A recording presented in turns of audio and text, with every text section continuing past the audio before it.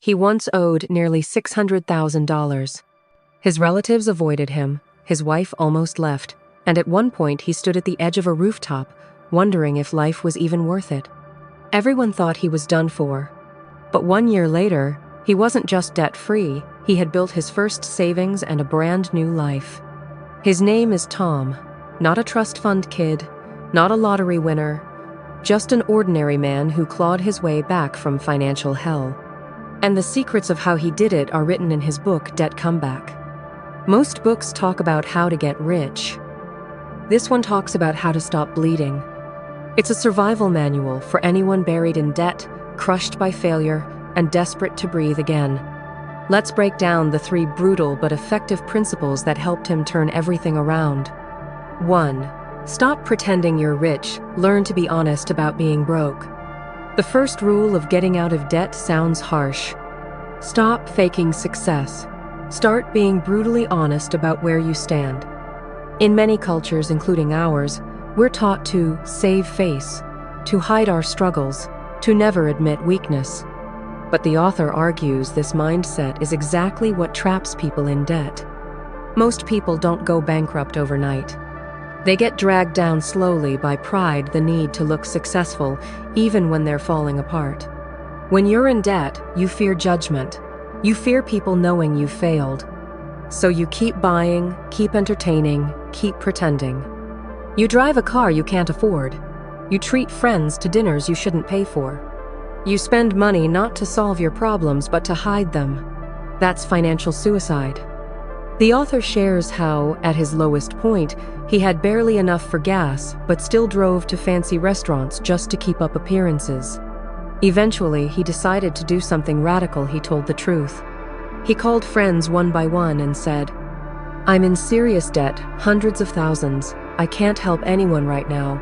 I'm not asking for money, just being honest. I'll disappear for a while to fix this."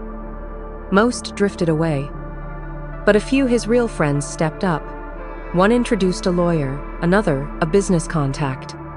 Those few connections became the foundation of his recovery. The lesson? Honesty is a filter. By being open about your situation, you lose shallow relationships but gain the people and the clarity that can actually help you rebuild. This is what he calls social triage, cutting off toxic connections so you can focus your limited energy where it matters. 2. Stop thinking about income. Start thinking about cash flow. Here's the second principle, and it might be the most practical. Shift from an income mindset to a cash flow mindset. Most people trapped in debt fantasize about a big break. If I just get that promotion, that contract, that lucky deal, I'll fix everything. That's not strategy. That's wishful thinking. The author calls it the income illusion. It's the belief that one giant payday will solve your problems. But debt doesn't die that way. Cash flow does.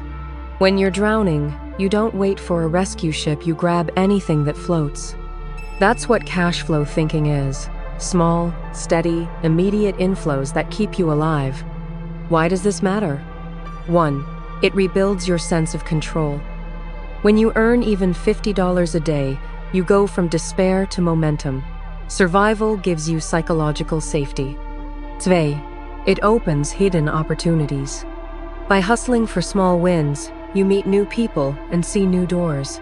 Many comebacks start from unexpected side paths. History has seen this pattern over and over.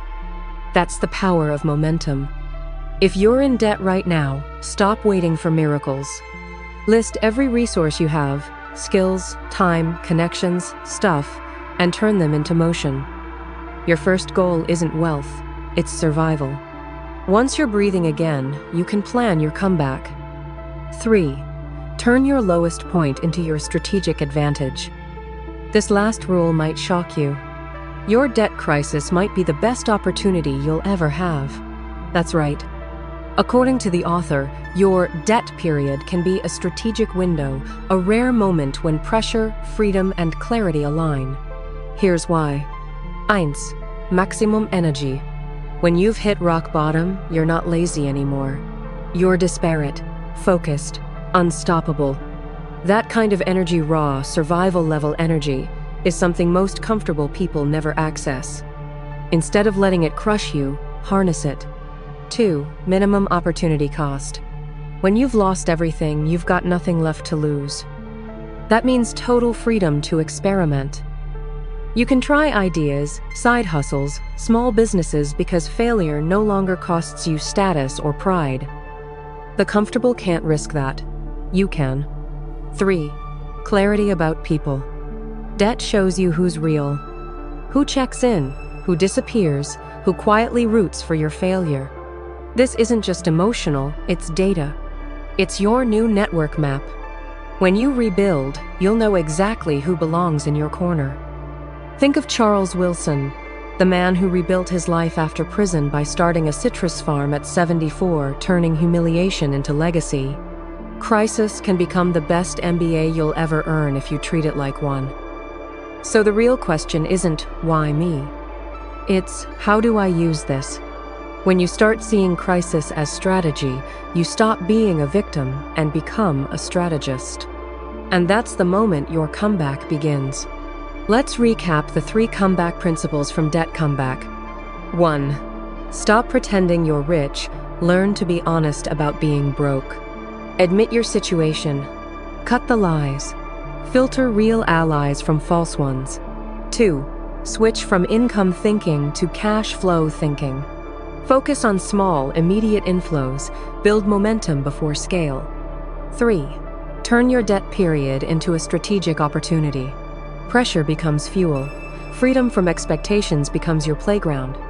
This book isn't about getting rich.